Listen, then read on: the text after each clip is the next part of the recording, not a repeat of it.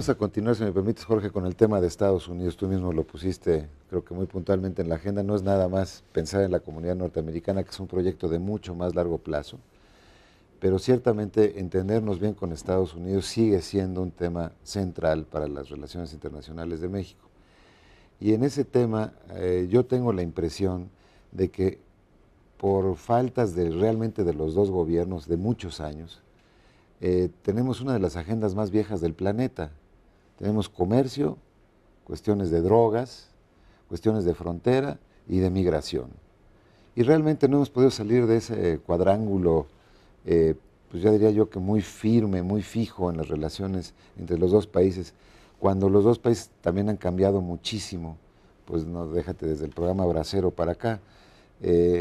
Todos los cambios que se han dado, por ejemplo, en lo tecnológico, los requerimientos que hay en materia ambiental, los temas de energía, creo que son inescapables. Tarde o temprano vamos a tener que aprender que si hacemos una buena combinación de intereses, podemos mejorar realmente mucho la situación de ambos países, en el tema, por ejemplo, energético. ¿Cómo lo estás viendo? ¿Cómo romper ese, digamos, cerco que tenemos con esos cuatro grandes temas, sin dejar de, no los podemos abandonar de todos modos, pero cómo entrar en una agenda más propositiva, sería mi pregunta? Bueno, yo creo que los cuatro temas estos son torales, ¿no? Es en los cuales está montada la relación, no los podemos negar. Podemos quizás discutir los procedimientos para resolverlos y podemos también tener nuestro diagnóstico de por qué no se han resuelto ni siquiera parcialmente algunas de las cosas.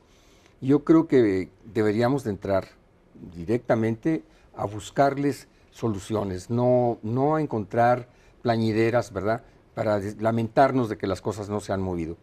Creo que nos ha faltado también a nosotros, a los mexicanos, movernos con nuestra capacidad de iniciativa. Por eso decía yo que hace un momento que llevar también a la mesa el tema centroamericano y del Caribe es un punto importante. ¿Por qué? Porque también nos da espacio, como nos lo dio en los 90s, ¿verdad?, para precisamente colaboramos con los temas de paz en la región y nos ayudaron también para resolver el problema de la negociación del Tratado de Libre Comercio, ¿no? O sea, hay allí un quid pro quo.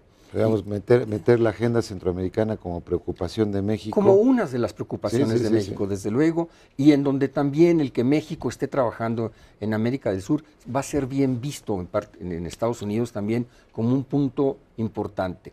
Que México esté buscando la entrada hacia Pacífico, también no nos equivoquemos, no habrá una actitud negativa en Estados Unidos. De repente somos demasiado suspicaces queriendo leer en donde no se pueden leer ciertas cosas, interpretando. Tú fuiste subsecretario para la región, lo sabes muy bien, que hay un sentido práctico, pragmático, que lamentablemente por una razón u otra no lo hemos estado moviendo de los dos lados. Este enfoque bilateralista que has estado utilizando me gusta porque creo firmemente en él. Es decir, no ha habido nada grave, salvo quizás la salida del embajador Pascual, pero por lo demás en Washington nuestra embajada ha trabajado extraordinariamente bien, los consulados allí van, allí es un tema en donde yo, por ejemplo, pienso que es necesario rescatar el concepto de consulado que nosotros tuvimos en los 90s, es decir, un consulado que tenga los recursos. No es el número que tenemos, si son 50 o 52, sino que tengan los recursos, las herramientas y además que tengan el pliego de instrucciones muy claro de qué se trata. No es solamente proteger a nuestros paisanos, esa es su tarea primordial, pero son nuestros ojos y oídos frente a los medios de comunicación locales, estatales, frente a las fuerzas políticas. Se ha dejado de hacer eso, pero no porque nuestros compañeros del servicio o no del servicio, pero que están de cónsules, no lo hayan querido hacer, sino porque no se les asignan los recursos necesarios. Entonces, yo sí creo que los cuatro... Tocas un tema muy... Nos vamos a salir de los Estados Unidos, que sea un minuto, pero la verdad es que está subfinanciada la política exterior mexicana. Tenemos en relación a países, digamos, similares a México en peso internacional, pues una infraestructura muy, muy pobre. Bueno, si te pones a pensar que Conaculta tiene un presupuesto mayor que de la Secretaría de Relaciones Exteriores, bueno, eso está simplemente impensable. ¿Por qué? Porque Cancillería nuestro presupuesto también se conforma con las cuotas que pagamos, que paga el país. Claro. Y entonces pasan por el filtro de la Secretaría de Relaciones Exteriores, el cheque lo firman ahí y dice, es el presupuesto de la Cancillería. Sí. Es ridículo. En cambio, Conaculta tiene un presupuesto limpiecito para hacer sus tareas, que antes, por cierto, eran tareas que desarrollaba la Secretaría de Relaciones Exteriores con su diplomacia cultural. Me parece que son de las cosas que evidentemente también se tienen que revisar, y si quieres, aquí llego a la siguiente conclusión. Mientras la Secretaría de Relaciones Exteriores esté subfinanciada, la política exterior también estará subrepresentada. Es imposible con el instrumental que se tiene tratar de darle la proyección que queremos los mexicanos y estar realmente en las grandes competencias internacionales en las que simplemente no figuramos. Pero ese es un tema que yo quisiera dejar un poco para después, que es lo, digamos, de las herramientas de la política exterior y qué piensa Peña Nieto al respecto. Pero siguiendo con Estados Unidos, hay cosas que me parece que no tenemos avances y que son muy, muy lastimosas para los dos países. Caso de la frontera concretamente. Desde que se firmó el Tratado de Libre Comercio con Estados Unidos se ha multiplicado el comercio en 400% entre los dos países. Y los puentes y cruces fronterizos han crecido en 3. Uno ferroviario y 2 por tierra. Tenemos una de las fronteras realmente menos favorables a un desarrollo de ambos países. Está la primera y la 13ª economía del mundo a un lado, una del otro, y no tenemos una frontera de la que ninguno de los dos países se sienta orgulloso.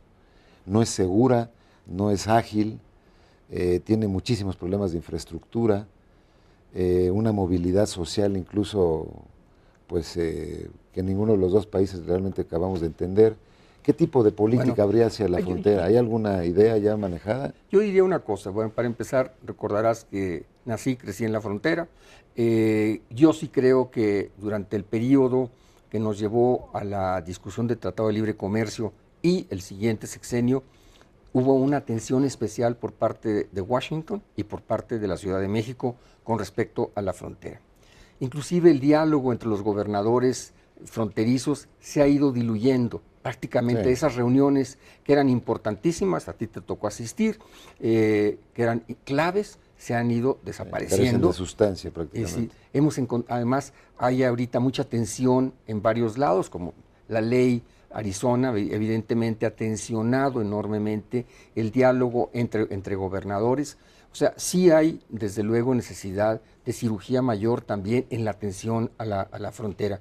El presidente Bush, padre, fue muy, muy generoso en términos de atender su lado, el lado americano, y Salinas y Zedillo pusieron también especial interés. O sea, sí hubo en ese momento un revertecimiento que lamentablemente los dos países otra vez, a partir del año 2000, volvieron a dejar que se fuera hundiendo y que se fueran un poco rascando con sus propias uñas las gentes sin ayuda del centro. Eso me parece que hay que romperlo y lo tienen que romper los dos países. Otra vez, son de los temas, Enrique, que habría que plantear en la primera reunión entre los dos presidentes electos. Estas son las prioridades de orden interno, estas son las prioridades de orden externo y estas son las prioridades de orden extracontinental. ¿Qué posibilidades verías o con qué ojos vería la campaña, el grupo de Peña Nieto, la posibilidad de hacer una frontera, una policía binacional estrictamente para temas de frontera, para que, digamos, no haya simplemente reclamos de unos a otros, sino que haya soluciones de los dos y que haya una corresponsabilidad real al crear un cuerpo policíaco binacional que atienda, pues eso, flujo de productos no deseables como las drogas o las armas, un control mejor de lo que son en sí los cruces fronterizos, tener, digamos, algún tipo de orden en cuanto a que a ciertas horas pasan los tráileres y a ciertas horas pasan las personas, cosas de este tipo que han estado reclamando por años en las comunidades fronterizas y simplemente no encuentran respuesta ni de uno ni de otro.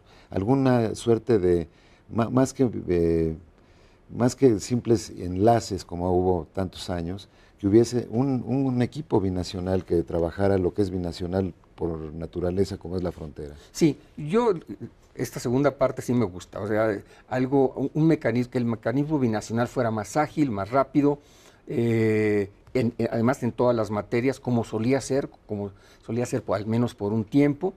Desde luego sí tendría yo serias dudas con respecto a la posibilidad de algo binacional, más o menos por el lado de policía. A lo que me refiero es que sepa el determinado policía de Estados Unidos que su contraparte en México es tal. Porque lo que pasa es que se transponen demasiadas instituciones en la frontera, está en los niveles federal, municipal, estatal, para empezar. Y después tienes la Policía Federal, la aduanas, pero, Enrique, migración. No, pero lo hemos logrado controlar. Digo, todas esas digamos, esa gran mancha de instituciones, hemos tenido épocas en las que el diálogo ha sido muy fructífero. Tú participaste desde las reuniones para hacer un informe por parte de Comexi y el Centro de California. Desde luego, sí es complicado, pero se ha logrado. Es decir, yo lo que tendría temor y preocupación, ¿verdad?, es en algo que quedara en una zona en donde no pudiéramos nosotros controlarla, porque además, pues, al vecino que es tan poderoso, hay que también cuidarle las manos, ¿no?, porque de otra manera sus reacciones pueden ser muy peligrosas para nosotros, ¿no? De acuerdo, muy bien. Nos vamos a regresar quizá ya con alguna visión más allá de la frontera. Quisiera que tocáramos algunos temas multilaterales y de algunos países clave del mundo. Regresamos con el embajador Montaño.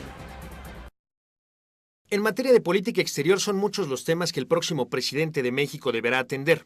Uno de ellos, sin embargo, aparece siempre como el más importante y el de mayor incidencia en numerosos y diversos aspectos de su realidad económica, política y social. Hay uno prioritario que es Estados Unidos, por diferentes razones. Porque hay muchos mexicanos allá, porque nos mandan dinero para acá esos mexicanos, por la frontera, por lo que pasa en esa frontera, ¿no? O sea, droga, tráfico de gente, de productos, en fin. O sea, es una frontera conflictiva, también tiene su lado bueno, obviamente, pero es una frontera conflictiva.